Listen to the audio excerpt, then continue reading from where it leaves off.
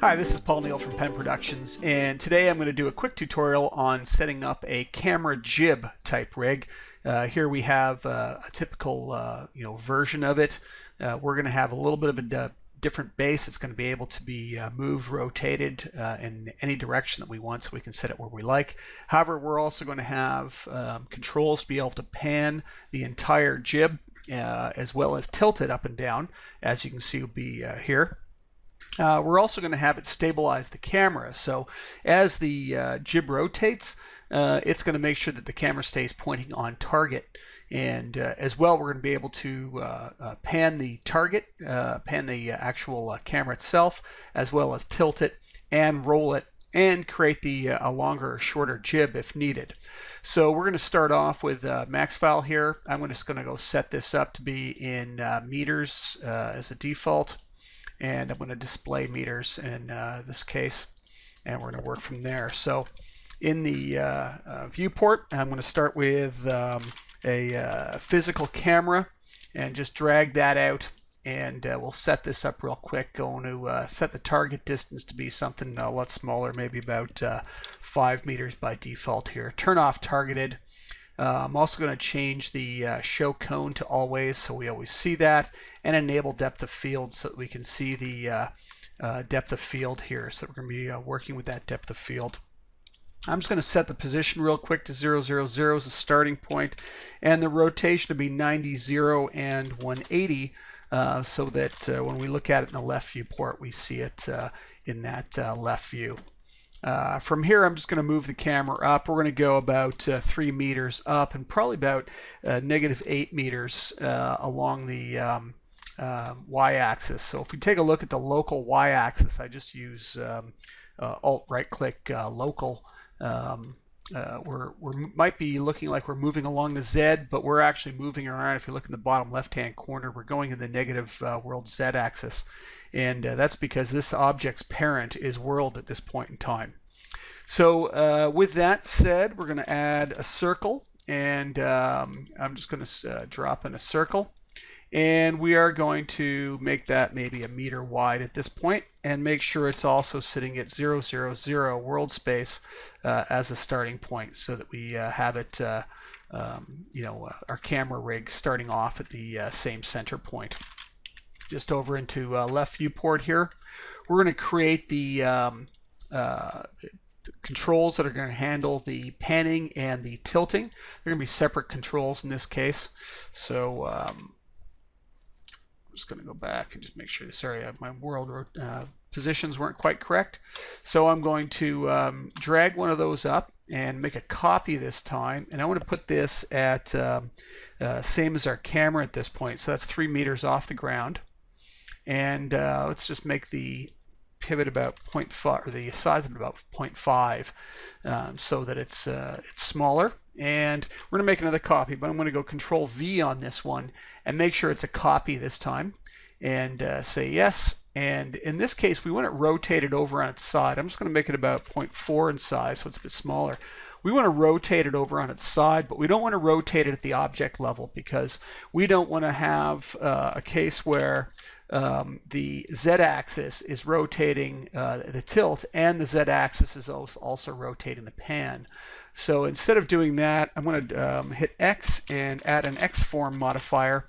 And in the X-form modifier, I'm going to go and grab the angle snap and just snap it over onto a 90-degree angle, and turn off the sub-object again, so I'm back out of gizmo mode. So that in rotating it over with the X-form gizmo, we've rotated all the geometry. Now we could have done that with converted down to an editable spline and rotated all the vertices as well, or all the segments, however you want to do it. We're rotating the components of the model, not the actual model itself. With that said, I want to make a quick control object, and this is going to control the in and out of this. And what I'm going to do that with is a rectangle. So I'm going to create a rectangle here, and let's just center that so it's in the center. I'm going to make a copy of it up, and I'm going to use its width and length to just size it down a bit. X on the keyboard, add a taper modifier, and we're going to taper that down and maybe back down to the rectangle and change its width to something maybe it looks a little better. And it's going to become an arrowhead effectively on our end of our spline here. So back to our rectangle, convert it down to an edible spline, and we're going to right click and say attach and attach it in. And now when we go to 3 on the keyboard, which is sub-object spline, we can grab the whole thing and use our Boolean operation to Boolean it. Now if it doesn't Boolean, it's probably because you crossed over these 2 small vertices up at the top.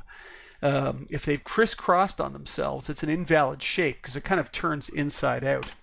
I'm going to go to 1 on the keyboard and grab both those and then just go and say weld so it comes directly to a point anyway. So I could have done that beforehand.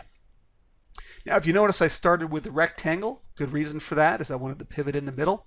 And there's a new modifier in Max 2018, which is a spline mirror.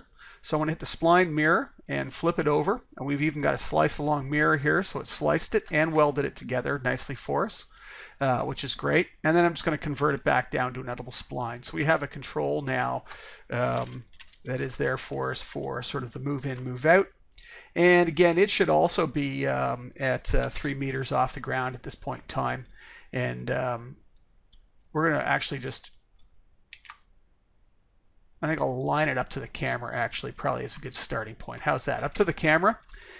And with that being said, we've got 4 control objects here. Let's put them in a hierarchy. And so over to our select and link, our length, our jib length is going to go to the jib tilt.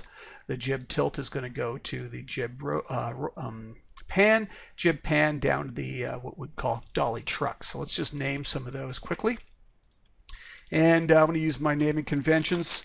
Probably seems a little redundant, but camera, CN for control, underscore, C for center, underscore, and this is going to be jib dolly truck. And we're going to grab that name and grab the next one, and it's going to be jib pan. And then we have jib tilt. And then we also have jib length. So there's 4 of our control objects so far. I'm going to drop the camera down now, just so you have a good idea of kind of where we're going with this. And I'm going to move it down a ways so that we mimic the idea of the camera hanging off the end of the jib. Obviously, if you're trying to match one of these specifically, it would be good to have some measurements on it and some knowledge of how it was put together to be able to create that. So next one we're going to need now is our pan for our jib. I'm just going to copy it out again, and it's going to be a copy, and I'm going to go and align it up to the length control, so it's in the same location here. And this is going to be for panning the camera at the actual camera. From there, we can grab the tilt, and I'm going to copy that out and Alt-A for the align tool up here, and I'm going to line it up to the camera. And this one's going to be for tilting the camera, and Control-V for a copy again. And again, I could go and make this maybe 0.3 now, smaller, and back to the X form, into the gizmo, back to our rotate tool, and I'm going to rotate it over sideways so that it's going to be our camera roll. And so it now rolls the camera. So let's link these together then. So we're going to take the camera to the roll to the tilt to the pan, and we're going to stop there. We're not going to link it into the rest of the camera at this point in time. And let's make sure these are all named correctly. So this one's going to be our, we'll call this cam pan, because it's panning the actual camera. And then cam tilt. And then we're going to have cam roll.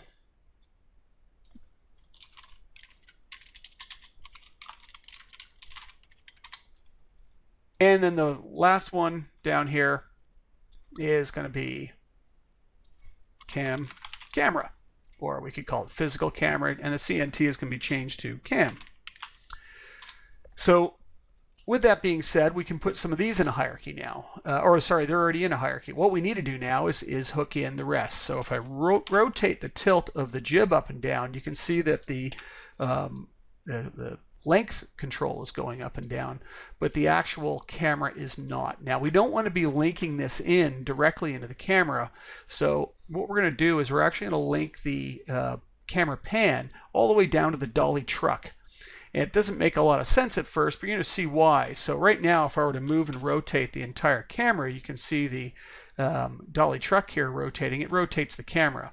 However, if I pan the jib, you can see that the camera isn't moving with it. So to solve that, we're going to go in and we're going to use a position constraint. So animation constraints and position constraint, and we're going to position constraint that control up to the length control, so that now indeed it actually does rotate and move the camera with it, but the camera stays targeted. So we can go to our tilt, and it will also stay targeted up and down. Let's just make this camera length control a little easier to grab. I'm going to, again, we could either do it with an X form or just grab all the splines. I'm just going to move it up, but I'm not moving the object up. I'm moving the actual geometry up here just to make it easier for an artist to be able to grab it since it's up above. And they can now use that as a length control to change the length of the overall jib arm here. So now that we have those and they're effectively hooked up correctly, I'm going to grab everything and I'm going to actually create a problem on purpose. I could even grab the camera if I wanted, and I'm going to freeze transform. So Alt right click freeze transform so we can get back to 0. Common problem I see my students always create. In doing so, what we've just done is completely broken the fact that we had a position constraint involved here. So you have to freeze transform after you've built your hierarchy, before you start adding constraints. So I'm just going to go and add that position constraint back in real quick so that it's there now. So now that it's there, it now moves in and out. I'm going to do some quick coloring here and just say anything that's rotating around world Z is going to be RGB, XYZ, blue, and these are going to be all rotating around X and X. So this is going to be R, and then we're going to have G. And we'll leave our camera pan, or the jib length like a purple color or something so we can see it separately. So now we have control over this. We need to do some locking of tracks. So I've got my dope sheet. I alt right click dope sheet, or sorry, just right click dope sheet, and dragged it into the window on the side here so it's not in my way. And just move that out a bit more. I'm going to right click in here and say auto expand transforms and auto expand XYZ components so that we can see them and they open up for us. Now I've got my keyable icons visible here. We don't necessarily need to have those visible. Let's see if I can, I don't think I can get to those.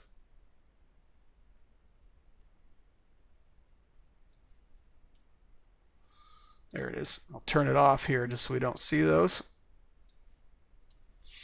And with that done as well, another thing I want to do is set a filter. So I'm going to go into filters and say unlocked attributes. So don't show me any unlocked attributes. So make sure that's turned on as well. As we lock tracks now, so they can't be animated on and don't show up to the animators, they'll disappear on us. So we don't need object properties. We don't need scale. We don't need either of the frozen position or frozen rotation because those are the frozen tracks that hold the offset values when we freeze transforms. We don't need the weights, although they won't completely disappear. I'm going to right click and say lock, and so all those tracks now vanish because that filter is on. So you'll notice that the weight tracks still remain, but if we open them, there's nothing in them, so it's hidden everything down inside them. So that's locked off. We can't go in and scale that. And in fact, if we actually tried to go go to all the properties of the circle, you notice they're all locked as well, and we can't even access those. So the next one up, this pan is actually going to be a height as well. So it's going to go up and down and take the height of the overall, sort of called the tripod, I guess, of the camera jib up and down. So it'll change the height of the overall unit up and down. That means we want the rotate around Z and the position Z.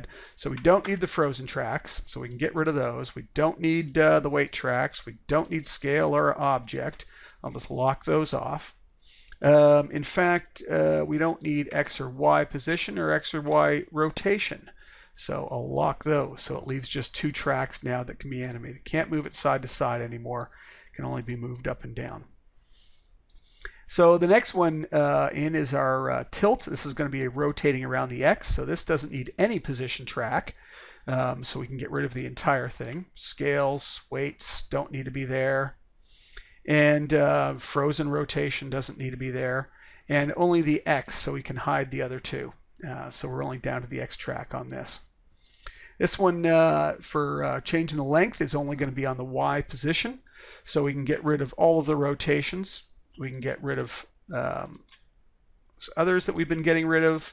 And frozen position we don't need. And we just need to leave the Y. So now it will only go in and out. And of course, we've got the rotation below it, which is going to be the pan head, which is only around Z again. No positions, no scales, and no frozen track. And that's just going to be around the Y. So we'll lock the other ones. And now we've also got the rotate the tilt up and down. So again, no position track. That can be removed. No frozen, and we can get rid of those, and we can get rid of those. So we're down to just the X rotation track, and this will just be the Y rotation track. So again, we'll lock off what we don't want, and just the Y rotation, and we're down to having just the Y rotation now, so that won't do anything else but rotate. The camera itself, we can lock. We could lock the entire camera, and so we could go in and we could say lock, and it locks off the entire camera, but it means we can't select it. We can't go and change its focus point. We can't change the settings of the camera. I'm just going to right click in the dope sheet again and say override all locks, so that it allows us to select it and go in. Now you'll notice that what's happened is it's set an overridden on here, so it's showing them even though they're locked. We want to make sure that certain things are unlocked, and I want to unlock all of the properties of the camera for now, but lock off its position, rotation, and everything.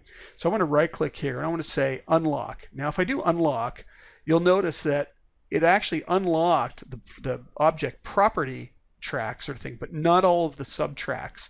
So we can right click and say unlock leaves. That's the trick there, is unlocking all the leaves, so all the controls come back to us here, because we could be locking each one individually if we wanted, and locking off specific ones or the entire thing.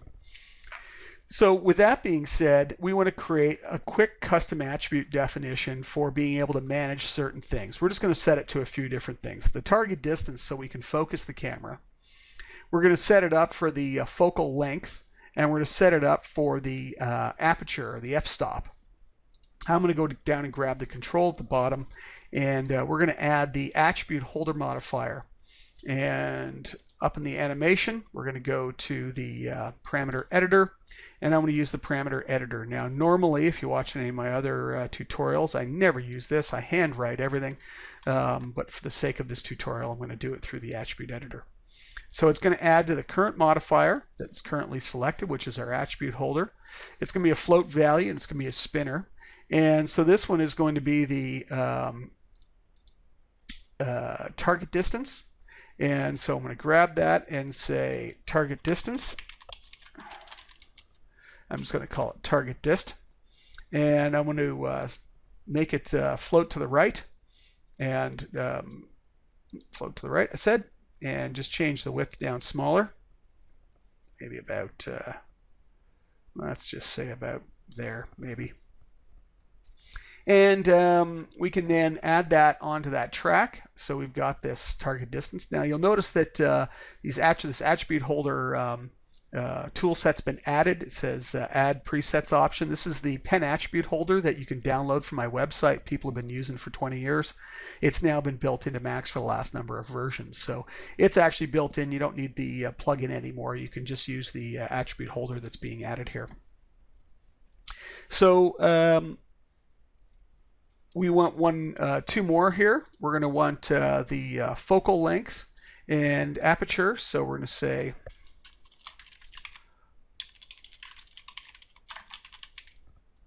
focal length, and I'm going to guess on the width again, maybe about there.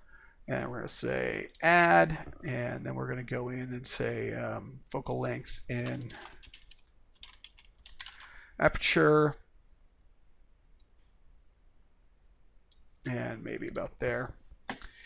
So we can edit these. If we don't like the fact that they're staggered in length a bit, you can go to the edit, and we could just change up the length a bit and see if we hit the right length and make sure it looks about right.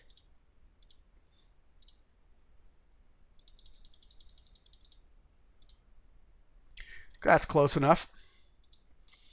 And with that, we can now start wiring things together. So Alt-5 on the keyboard will bring up the parameter wiring dialog box. And with the parameter wiring dialog box, I'm going to load that attribute holder modifier on the left side and open it up to find my target distance, focal length, and aperture that I just finished creating. Then select the camera and load it up on the other side and go down to its properties. So the target distance will be connected, and we're going to say connect, and we're going to set the focal length to be the lens focal length, and we're going to connect that. And the aperture is going to go to f number, they call it. It's also called f-stop, and it controls the aperture of the camera, and we're going to connect that up.